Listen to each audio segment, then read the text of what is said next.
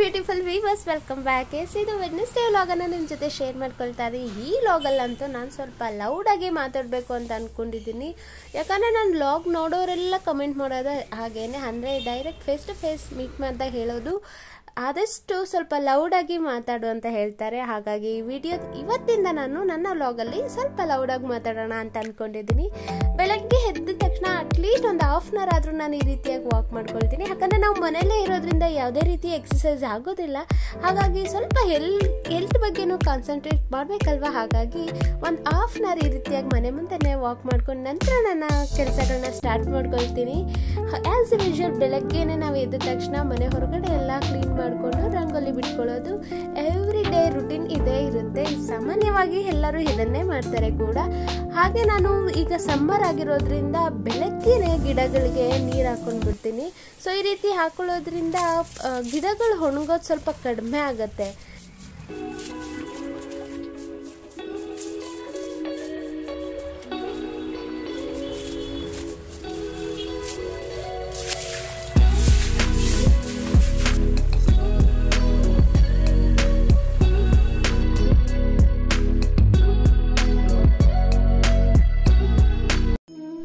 ಹಾಗೆ ಇವತ್ತಂತೂ ತುಂಬ ಸಿಂಪಲ್ ಆಗಿ ರಂಗೋಲಿನ ಬಿಡಿಸ್ಕೊಂಡಿದ್ದೆ. ನಾನು ಕಲ್ತಂತ ಫಸ್ಟ್ ರಂಗೋಲಿ ಇದೆ ಅನಿಸುತ್ತೆ. ನನ್ನ ಪಕ್ಕದ ಮನೆಯ ಆಂಟಿ, ಅಂದರೆ ನಾನು ಇನ್ನೂ ಆಗ 7th or 8th ಸ್ಟ್ಯಾಂಡರ್ಡ್ ಅನಿಸುತ್ತೆ, ಆಗ ಅವ್ರು ಹೇಳ್ಕೊಟ್ಟಿದ್ದಂಥ ರಂಗೋಲಿ ಅದು ಇನ್ನೂ ನೆನಪಿದೆ ನನಗೆ. ತುಂಬ ಚೆನ್ನಾಗಿ ಸಿಂಪಲ್ಲಾಗಿ ಬಿಡಿಸ್ಕೋಬೋದು ಈ ರಂಗೋಲಿ ಕೂಡ. ಇಷ್ಟ ಆಯಿತು, ನೆನಪೆಲ್ಲ ಬಂತು. ಈ ರೀತಿಯಾಗಿತ್ತು ನನ್ನ ಅರ್ಲಿ ಮಾರ್ನಿಂಗ್ ರುಟೀನ್.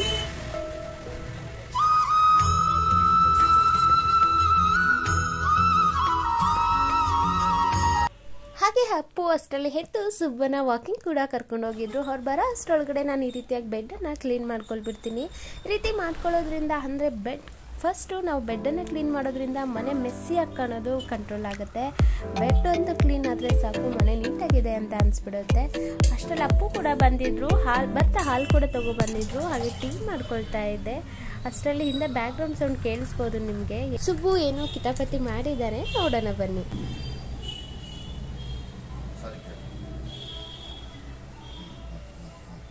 ಸಾರಿ ಕೇಳೋದು ಕಚ್ಚದ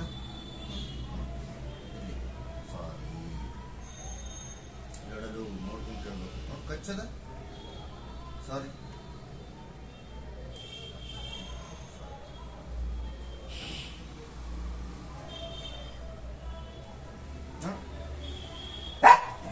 ಸಾರಿ ಕೇಳು, ಸಾರಿ ಕೇಳು, ಸಾರಿ ಕೇಳು. ನಂಗಲ್ಲ, ಇದಕ್ಕೆ ಮುಟ್ಕೊಟ್ಟು ಕಿಸಿ ಕೊಟ್ಟು ಸಾರಿ ಕೇಳ್ದ.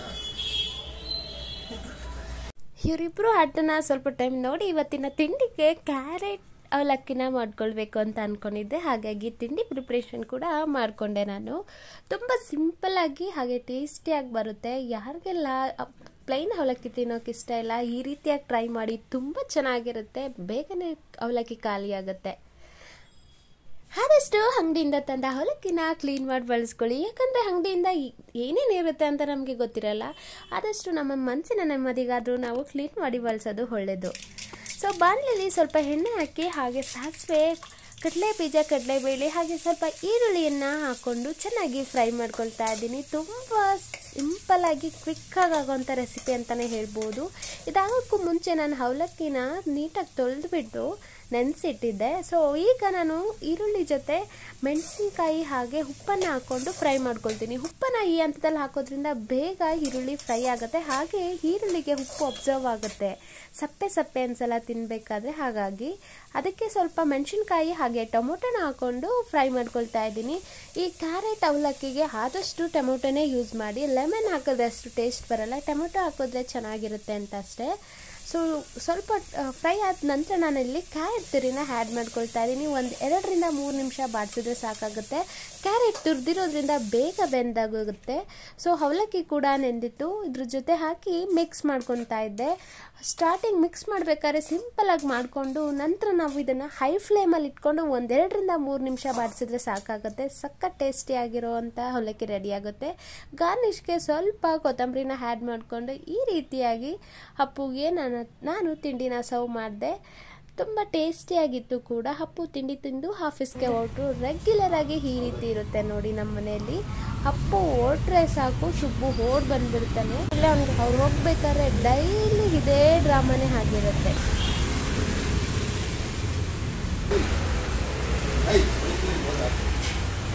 ಬಾಯ್ ಸುಬ್ಬು ಬಾ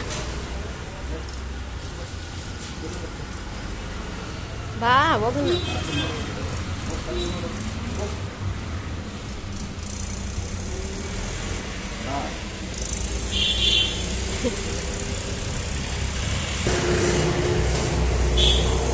ಬಾ ಹೋಗೋಣ.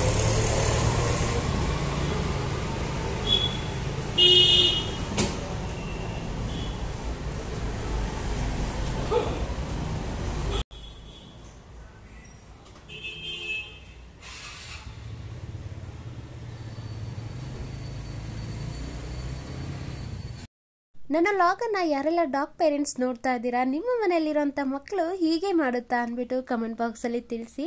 ನಿಜವಾಗ್ಲೂ ಈ ಮುಗ್ಧ ಪ್ರೀತಿ ಮುಂದೆ ಬೇರೆ ಯಾವುದು ದೊಡ್ಡದಲ್ಲ ಅಂತಾನೆ ಅನಿಸ್ಬಿಡುತ್ತೆ. ನಾವೆಷ್ಟು ಲಕ್ಕಿ ಅಲ್ವಾ. ಸುಬ್ಬು ನೋಡಿ ನನ್ನ ವ್ಲಾಗನ್ನು ಎಷ್ಟು ಇಂಟ್ರೆಸ್ಟ್ ಆಗಿ ನೋಡ್ತಾನೆ ಅಂತ ಹೇಳಿ. ಸೊ ಅವನ ಜೊತೆ ಸ್ವಲ್ಪ ಟೈಮ್ TV ಹಾಕ್ಕೊಟ್ಟು ನಾನು ಫ್ರೆಶ್ ಅಪ್ ಆಗಿ ಬಂದು ಪೂಜೆ ಕೂಡ ಮುಗಿಸ್ಕೊಂಡೆ. ಇವತ್ತು ಸಂಕಷ್ಟೇ ಆಗಿರೋದ್ರಿಂದ ನಾರ್ಮಲ್ ಆಗಿ ಎವ್ರಿ ಡೇ ಪೂಜೆ ಮಾಡ್ಕೊಳ್ತೀನಿ. ಸೊ ಸಂಕಷ್ಟೇ ಆಗಿರೋದ್ರಿಂದ ಸ್ವಲ್ಪ ಬೇಗನೆ ಪೂಜೆ ಮುಗಿಸ್ಕೊಂಡ್ಬಿಟ್ಟೆ ಇವತ್ತು. ಸೊ ಪೂಜೆ ಮುಗಿಸಿ ಟಿಫನ್ ಮಾಡಿ ಸ್ವಲ್ಪ ವಿಡಿಯೋ ಎಡಿಟಿಂಗ್ ಇತ್ತು, ಅದನ್ನು ಕೂಡ ಮುಗಿಸ್ಕೊಂಡೆ. ಹಾಗೆ ಸ್ವಲ್ಪ ನಮ್ಮ ಅಮ್ಮ ಮತ್ತು ನನ್ನ ಫ್ರೆಂಡ್ ಕೂಡ ಕಾಲ್ ಮಾಡಿದರು. ಅವ್ರ ಜೊತೆ ಸ್ವಲ್ಪ ಟೈಮ್ ಮಾತನಾಡಿ ಅಷ್ಟರಲ್ಲಿ ಆಲ್ರೆಡಿ 1 ಗಂಟೆ ಆಗಿತ್ತು. ಇವತ್ತಿನ ಊಟಕ್ಕೆ ನಾನು ಟೊಮೆಟೊ ಸಾಂಬಾರು ಹಾಗೆ ರೈಸ್ ಮಾಡಿದ್ದೆ. ಅಪ್ಪು 1:30ಗೆಲ್ಲ ಬಂದು ಊಟ ಮಾಡ್ಕೊಂಡು ಹೋದರು. ಸೊ ಅದಾದ್ಮೇಲೆ ಸ್ವಲ್ಪ ಟೈಮ್ ರೆಸ್ಟ್ ಮಾಡಿ ನಾನು ಸುಬ್ಬ ಈ ರೀತಿಯಾಗಿ ಆಟಾಡ್ತಾ ಇದ್ವಿ ನೋಡಿ. ಮ್ಯಾಗಿ ಪ್ಯಾಕೆಟ್ ಅಂದರೆ ಯಾವುದೇ ನಾವು ಕವರ್ನ ಸೌಂಡ್ ಮಾಡಿದ್ರೆ ಓಡ್ ಬಂದ್ಬಿಡ್ತಾನೆ ಮಲಗಿರೋನು ಸಹ. ನಿಮ್ಮ ಮನೇಲೂ ಇದೇ ರೀತಿ ಮಾಡುತ್ತಾ ಅಂತ ಅಂದ್ಬಿಟ್ಟು ತಿಳಿಸಿ.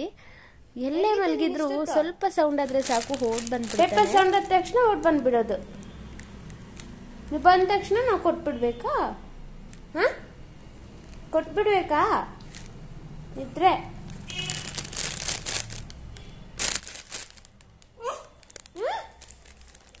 ಕೊಡಲ್ಲ. ನೋ ನೋ ಏಯ್ ಮುಚ್ಚು ಬಾಯ್.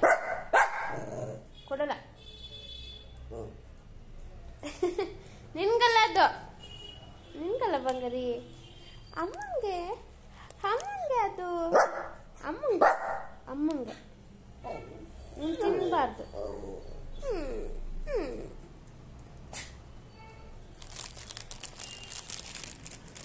ಏನು ಸೌಂಡ್ಗೆ ತಿನ್ಬೇಕು ಅನಿಸ್ತಾ ಇದೆ. ಅವ್ರನ್ನ ಆಕ್ಟಿಂಗ್ ನೋಡಿ ಯಾವ ರೀತಿ ಇದೆ ಅಂತ. ತುಂಬಾ ಇನ್ನೋಸೆನ್ಸ್ ಆಗಿರ್ತಾನೆ ಕೊಡ್ಲಿ ಅಂತ ಕೆಲವೊಂದು ಟೈಮ್ ಈ ರೀತಿಯಾಗಿ ದಬ್ಬಾಳಿಕೆ ಮಾಡಿ ಕಿತ್ಕೊಳ್ಳೋದು ನನ್ನ ಹತ್ರನೇ ಜಾಸ್ತಿ. ಅವ್ರ ಅಪ್ಪನ ಹತ್ರ ಈ ಥರ ಎಲ್ಲ ಮಾಡಲ್ಲ ಅವನು.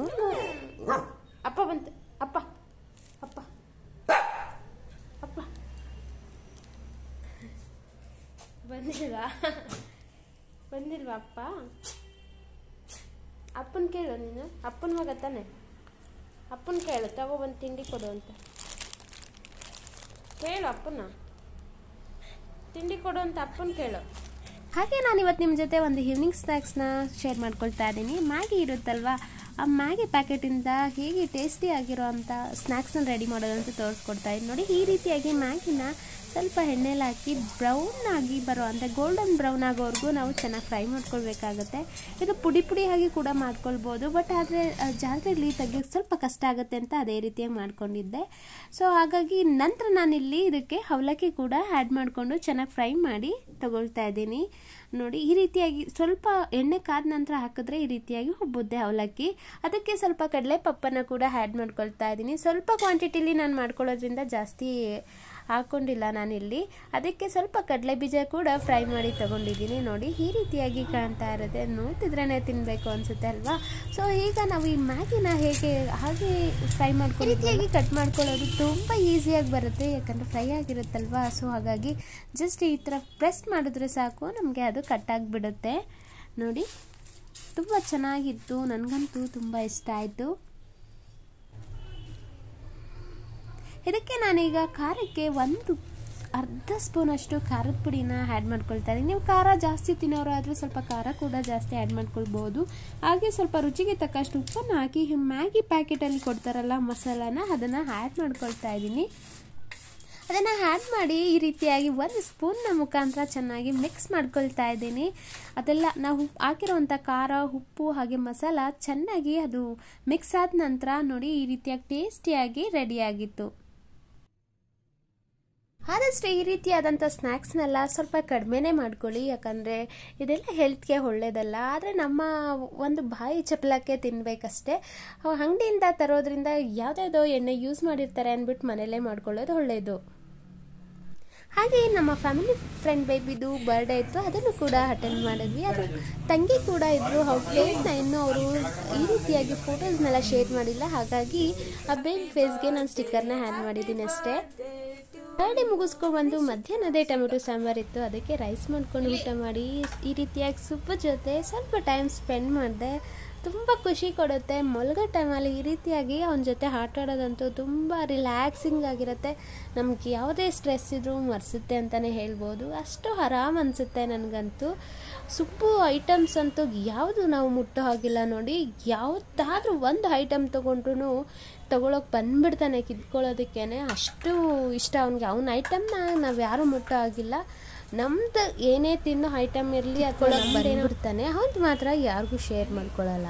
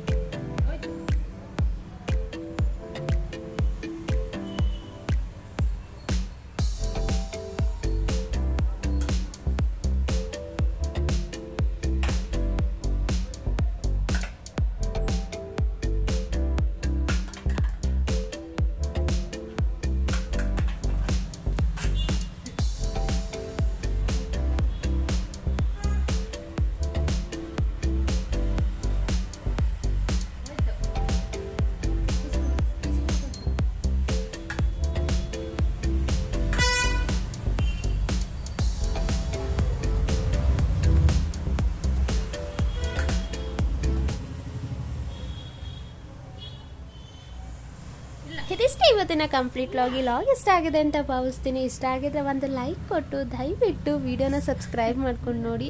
ತುಂಬ ಜನ ನನ್ನ ವೀಡಿಯೋಸ್ನ ಸಬ್ಸ್ಕ್ರೈಬ್ ಮಾಡಿದೆ, ರೆಗ್ಯುಲರಾಗಿ ನೋಡ್ತಾ ಇದ್ದೀರಾ.